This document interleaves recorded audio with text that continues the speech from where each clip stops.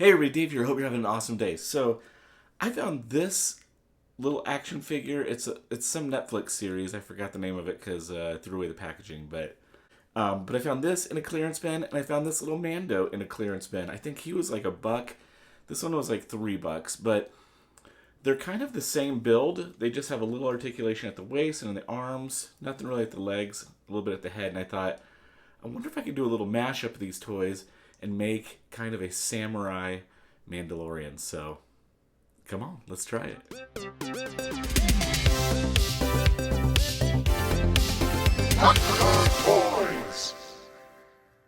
All right, so here's the two figures I was talking about earlier, and I think the pieces are going to match up pretty nice.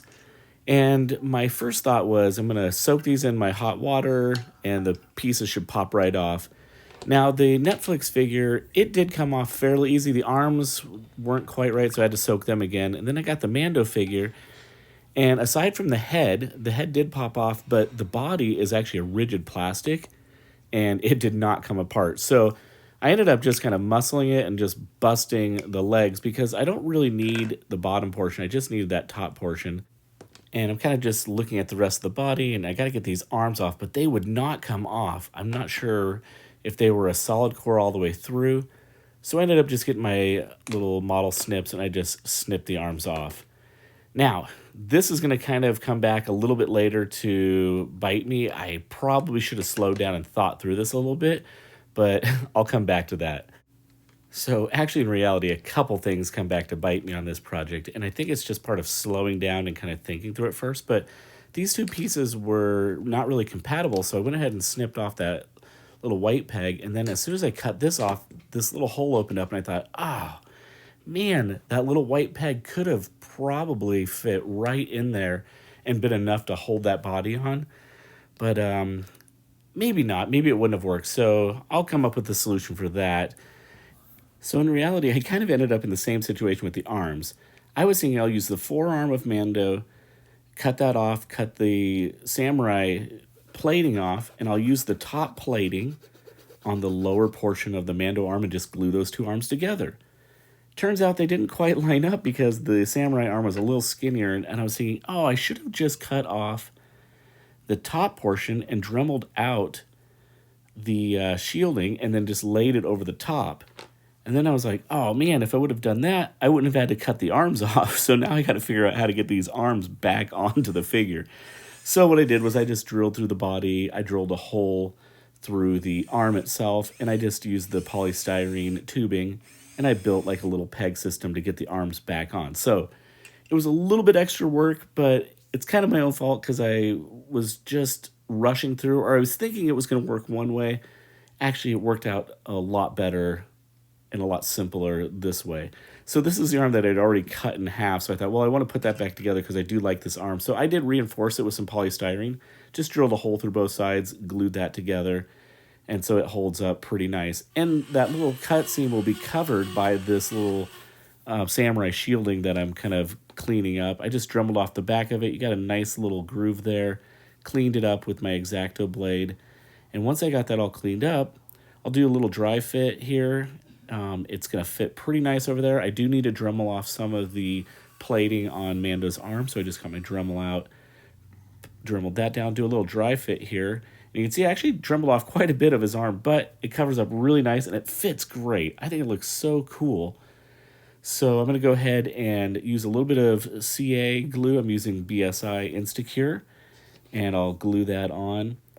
And I did the same for the other arm, and I think that's going to work out pretty great. So now for the lower half, I wasn't quite sure if I should cut off the entire leg and use Mando's leg, but I liked the samurai pants, so I thought, you know what, I think I'm going to just do a foot swap. So I went ahead and cut off the samurai's feet, and then I cut off the boots from Mando, and I'm going to try and piece those two together. So I'm kind of just dry fitting it, seeing how they look. I think that's going to work pretty nice. So I drilled a hole through the bottom of the leg, and I wanted to drill a hole into the boot in order to just use the polystyrene tubing again, but there was a weird little peg system in there, and the drill was kind of sliding around. So what I had to do was Dremel out a little hole first. Then I was able to drill a hole through. Then the polystyrene peg system worked great for me. So I'm kind of just dry fitting it and seeing how it looks, figuring out the angle of the feet to make sure it stands up properly, and all that kind of fun stuff. So I got the 2 feet there, and I'm noticing I got some little gaps, so I'm going to have to figure that out. But first I'll go ahead and glue these feet on. And what I did was I glued them on and got it all lined up how I wanted it to be. Now for the body, I drilled a hole through and put this polystyrene, and the body swivels on the polystyrene, so I'm not going to glue that. But inside of this hole, I think what I'm going to do is fill it with hot glue. And hopefully the hot glue will hold the bottom portion, and then the torso can swivel. So I ended up using a lot of hot glue, but this actually worked where the top torso still turned. Now for the feet, there's those weird gaps I was talking about. And so I think what I'm going to do is I took my Magic Sculpt. It's just a 2-part epoxy resin, and you do a 1-to-1 ratio. You mix it up. I like to fold it, 20 to 30 times. It becomes a really nice, consistent color. And then you can actually just sculpt with it. The great thing about Magic Sculpt is you don't have to throw it in the oven to bake it, and you can sculpt with it quite nicely. And after an hour or so, it starts to get hard. It's a little bit hard to work with after an hour, and then after 2.5 hours, it's hard as a rock. And you can sand it, scrape it, paint it, whatever. So now the paint scheme on Mando, pretty straightforward. It's a couple shades of brown and some Bhaskar silver.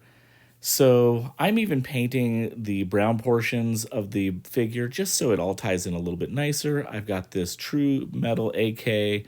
It's a gunmetal, and this is actually a really nice silver paint. I think it's a wax-based paint. I'm just brushing it on the armor plating. I even brushed a little bit on the chest and the helmet just to make sure it all tied together. Couple little details on the knees and the shins, and then we'll hit the shoulder plates. And what's really cool is this has a really beautiful sheen and shine to it. I'm really liking this. The sword was just a white plastic sword, so I painted the silver on that. I think that looks pretty nice. And then I'm adding some little touches of color here and there. A little bit on the shins, the yellow on the gloves. And again, Mando doesn't have a lot of color, but these little tiny colors do help add interest, so it's not just this plain brown and silver. I'll add just a little touch of blue right here. I think that's looking nice. I've got my Model Masters gold out. Now, there's a whole bunch of silver on this, so I thought the gold might be a nice little touch, so I kind of like it. I'm going to get out my Vallejo rust, and I'm going to add a little tiny bit of weathering. I'm not going to go crazy on this one because he does just have a little bit of wear and grime, but it's not over the top. So we'll finish this up and call it done. All right, that was actually a really fun build, and what was cool about it was just seeing how the two toys actually just matched together almost perfectly, like they were built for each other. So, yeah, I enjoyed this one. I would recommend to you, if you've got 2 old toys and you want to try a toy mashup, go for it. It's actually really fun and can surprise you how easily it could come together. It might be a total disaster, but you don't know if you don't try. So, well, let's do some turnout shots of this, and as always, it's a great day to be a toy nerd. Have a great one.